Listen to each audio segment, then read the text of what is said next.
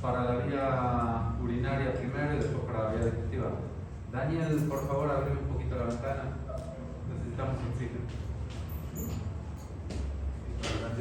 ¿Otra vez te estás yendo? ¿Qué pasó?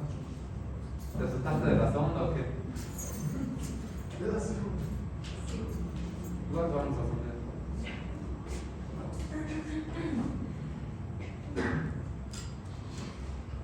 Bien. Sondas.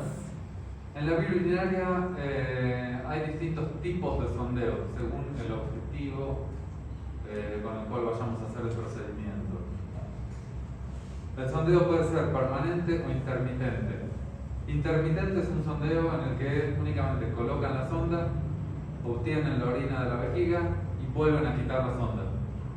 O sea, se usan las sondas que no tienen balón, las que no tienen un método de anclaje. Y el sondeo permanente es aquel en el que sí esa sonda va a permanecer. Si la sonda permanece una hora, un día, una semana o un mes, es lo mismo, igual se le llama sondeo permanente. La diferencia es que se dice que es un permanente corto cuando dura menos de un mes y un sondeo permanente largo cuando dura más de un mes. Hay gente que utiliza unos días, por ejemplo, durante un postquirúrgico. Hay gente que utiliza durante una estancia hospitalaria que puede durar 2, 3 semanas, 4, 5, un mes y medio, lo que fuera. Y hay gente que la puede usar de por vida, porque por ejemplo perdió control de esfínteres, porque tuvo un trauma raquimedular y perdió sensibilidad, motricidad, todo. ¿Le vas a preguntar algo? ¿Hay cambios de sonda? O sea, Sí, exacto. O sea, por más que el paciente esté 5 años con sonda, no va a estar 5 años con la misma sonda. Cada paciente. Le vamos a ir haciendo sondas. Cambio de sonda. Ahora vamos a hablar de eso. Está bien, está entusiasmado, me gusta. Está a esto que le pongamos sondas. Bien, entonces, eso con respecto a cómo se clasifica, ¿no? El sondeo. Ahora, enseguida yendo a abordar lo que nos preguntaba Cristel. Algo bien importante es qué material va a tener la sonda. Ustedes saben, por ejemplo, que hay pacientes que pueden tener alergia al látex, a los guantes, a los preservativos, entonces tienen que tener eso en cuenta como antecedente a la hora de poner una sonda. Los materiales más comúnmente utilizados son estos: la silicona, el látex y el PVC, que es el cloruro de polivinilo.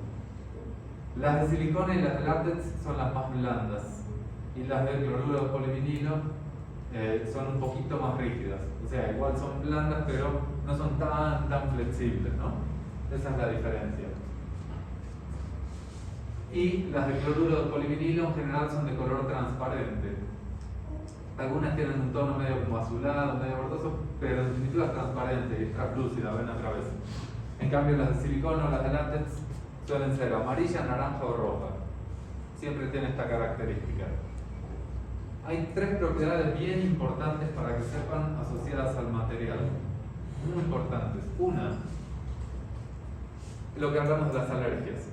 El material menos asociado con la producción de alergias o de reacciones tisulares es la silicona. Es la que menos produce alergias. Y la que más está involucrada con las alergias es el látex. El látex es un buen material, igual. Entonces van a ver que algunas sondas, si leen en el envoltorio, te va a decir látex siliconado. O sea, las ondas de látex, pero tienen una pequeña capa que la recubre con silicona para disminuir ese riesgo de alergia. ¿Los materiales son para todos los tipos de sonda o tiene algún material que es específico para uno? Las sondas de uso más general suelen ser de silicona y de látex. Las que suelen ser de cloruro de polivinilo son las de uso específico de urología, por ejemplo, que se usan en postquirúrgicos, que en un ratito les voy a especificar cuáles. Creo que se refiere a que si todas las de Foley, por ejemplo, son de silicona. O de látex. O de látex. Sí. No puede ser la cabeza. No, de la Foley y la Nelaton no. Bueno, Nelaton en otros países hay. Acá hasta ahora nunca he visto una que no sea de látex o de silicona. La Nelaton es la que no tiene balón. Es la que es para introducir, drenar orina y quitar. En otros países sí hay de PVC o hay también de poliuretano, son de Nelaton. Brasil creo que hay de poliuretano también, Nelato. Entonces, recuerden eso. Con respecto a las alergias, la que más causa alergia es el látex, la que menos causa es la silicona. Otra propiedad importante, la resistencia a la colonización de los microorganismos. Cuando ustedes colocan una sonda, la sonda está comunicando una cavidad interna, que es la vejiga, con el exterior, en contacto con tu piel por fuera, y en tu piel viven todas tus bacterias saprófitas, tus Staphylococcus y demás. El Staphylococcus alondricus, que es el peor de todos. Entonces, saben que toda sonda, catéter y demás siempre va a ser de a poco colonizado por esos microorganismos, y el riesgo está en que cuando colonizan, después van colonizando, desplazándose y pueden ingresar y causar una infección. Entonces, la silicona es la menos susceptible de colonizarse. A la larga igual le va a ocurrir, pero es como que los microorganismos, las bacterias, tienen más dificultad con la silicona. Entonces te dan más días de seguridad. El látex y el PVC se colonizan más rápido. Y la tercera propiedad importante es la durabilidad del material. Como todo material, en contacto con la orina y con el aire, sufre también degradación. El aire reseca el material, la orina por el pH también lo agrede.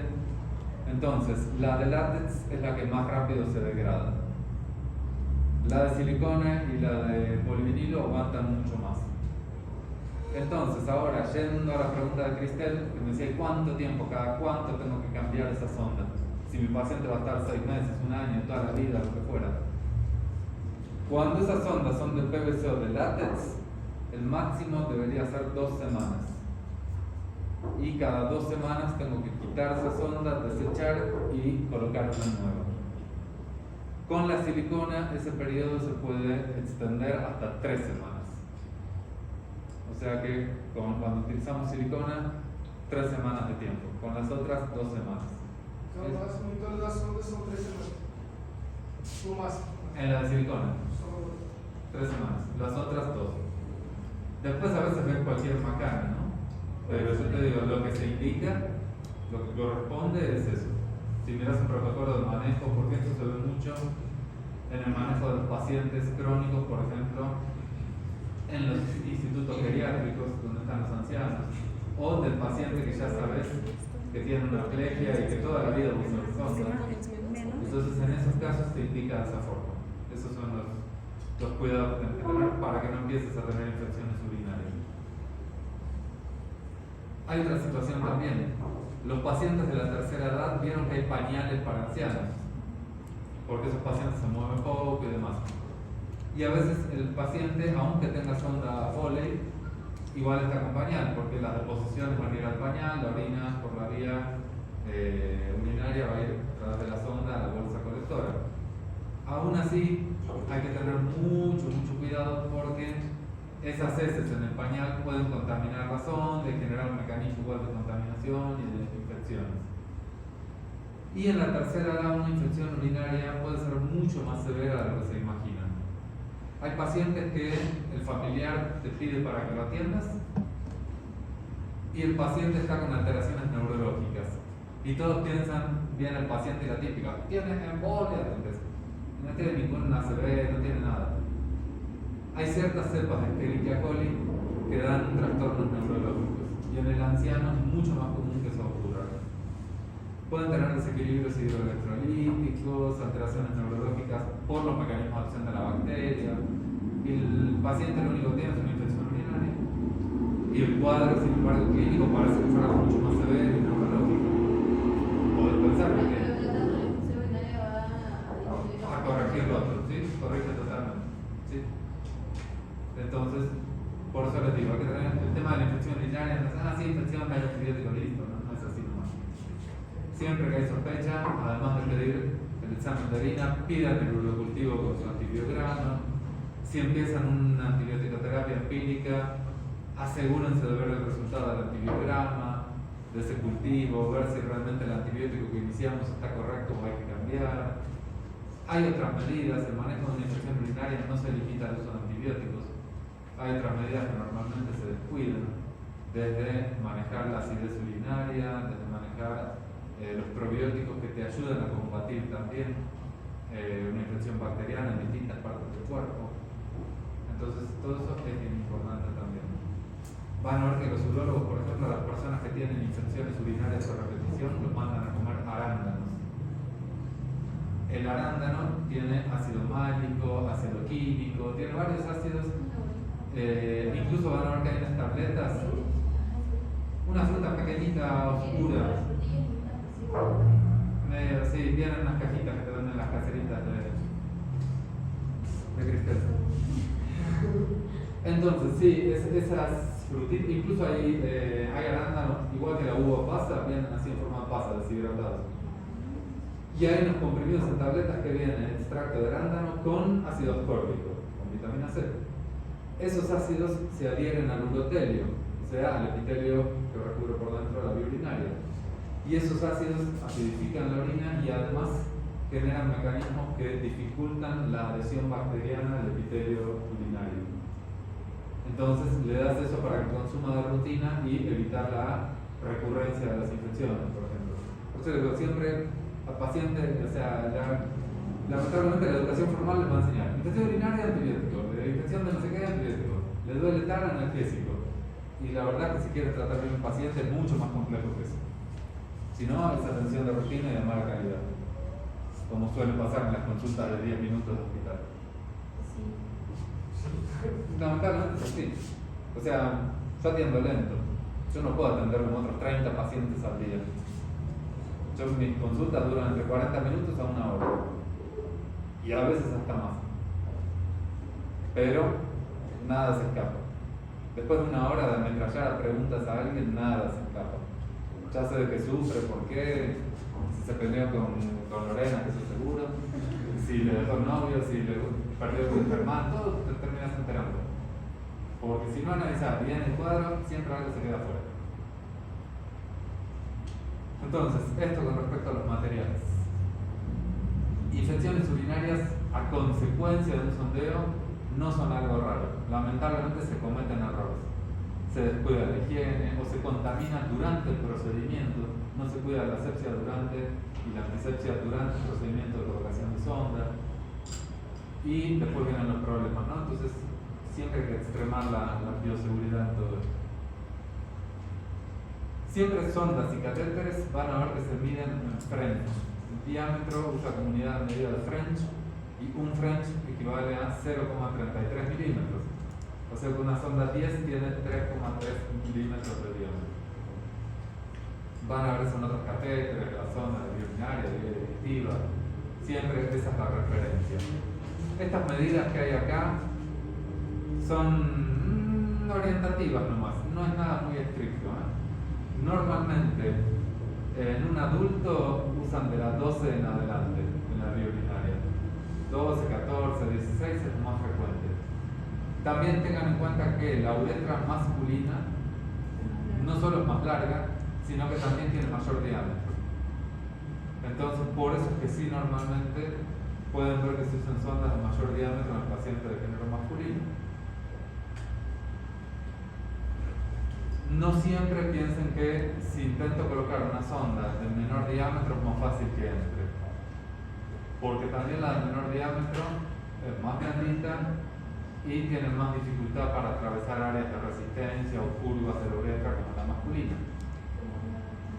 Entonces no siempre conviene decir, uso la más finita, no siempre es así.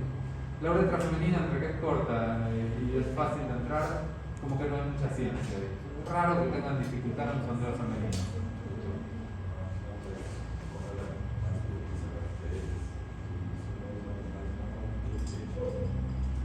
Sí, o si la vas a dejar pocos días. Por ejemplo, el paciente va a estar, no sé, va a estar con una cirugía y después estará 2 o 3 días y le doy alta.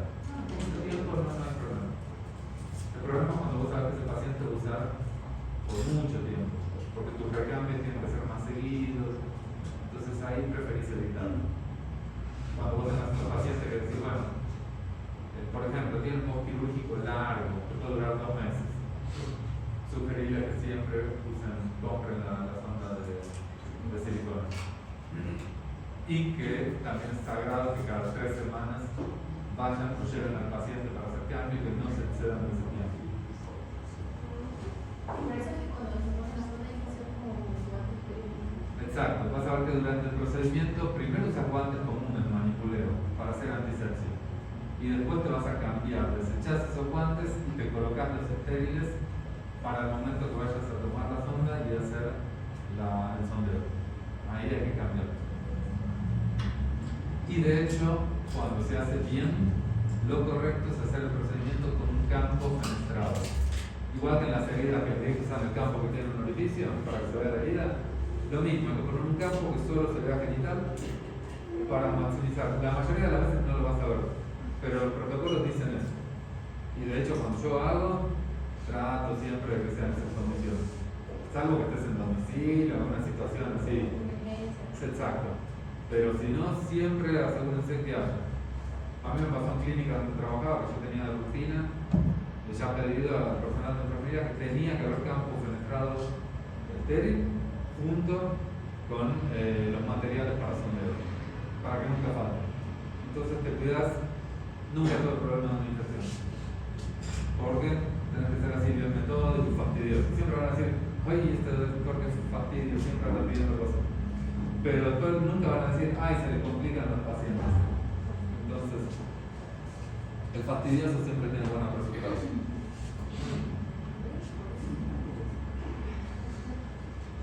Verán, no, está muy bien, siempre, todo lo que sea procedimientos tienen que ser súper metódicos. ¿O acaso alguno de ustedes primero se pone la ropa y después se entra a bañar? No, es al revés. Bueno, tenía que ser bien. Entonces, siempre con todos los procedimientos es así. Tienen un orden, tienen unos pasos. Si siempre siguen haciendo las cosas bien, los resultados son buenos. Sea una sutura, un procedimiento, lo que fuera. Hasta el examen físico. Si vos vas en orden, no te olvidás. Ahora, si de la cabeza pasas al abdomen y después te olvidaste de volver al cuello. Por regla general se dice que las ondas más blandas se utilizan para los sondeos que van a durar más tiempo y las ondas más rígidas para los sondeos más breves, que duran poco. No siempre se cumple tan estrictamente, pero en general sí es así.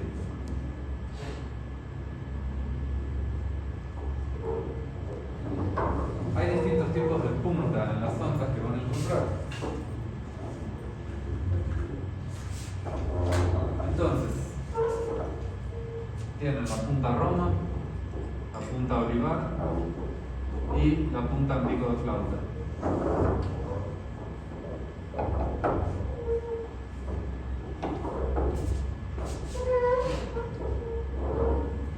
La punta roma es la que más comúnmente se utiliza. La mayoría de las ondas tienen ese tipo de punta. Tiende a ser como si fuera la mitad de una esfera y en condiciones normales siempre entra sin ningún problema. La punta olivar parece más como una elipse, es más estiradita, ¿no? Entonces, si tienen algún nivel de estenosis leve, les facilita el ingreso. Piensen siempre en hiperplasia prostática. En el caso de que sea benigna, la hiperplasia prostática benigna presenta una próstata que, aunque aumente de volumen y te comprima la uretra, es un tejido más blando, entonces no te genera tanta dificultad. Cuando están hablando ya no de una hiperplasia benigna, sino de un CA prostático, el tejido es más duro. Y ahí puede que una sonda de estas no ingrese. Entonces ahí suelen usar una sonda más rígida, como la de polivinilo, y la punta en pico de flauta, que ven que tiene una curva, una contracurva, y esto que dibujé acá, que parece una boquita, es un orificio. Es esto que están viendo acá. ¿Esa por qué se usa? Por ejemplo, si a vos te hacen una cirugía de próstata, a veces quedan restos dentro. Esto es así. A ver, vamos a graficar para que se entienda.